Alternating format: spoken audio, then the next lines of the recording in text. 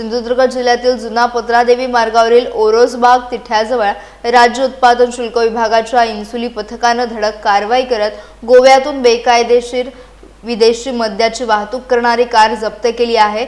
या कारवाईत एकूण 6,31,760 रुपयांचा मुद्देमाल हस्तगत करण्यात आला असून पुणे जिल्ह्यातील कार चालकाला ताब्यात घेण्यात आले। इन्सुली तपासणी नाक्याच्या पथकाला मिळालेल्या गोपनीय माहितीच्या आधारे ओरोसबाग तिठ्याजवळ संशयित वाहनांची तपासणी सुरू असताना पत्रादेवी मार्गे येणारी कार थांबण्यात आली। तपासणी दरम्यान वाहनाच्या मागील सीटवर आणि डिक्कीत गोवा बनावटीच्या विदेशी मद्याचे विविध ब्रँडचे 25 बॉक्स म्हणजेच एकूण 212 बाटल्या आढळून आल्या। या कारवाईत 2,81,760 रुपयांची दारू आणि 3.5 लाख रुपयांची कार असा एकूण 6,31,760 रुपयांचा मुद्देमाल जप्त करण्यात आला आहे।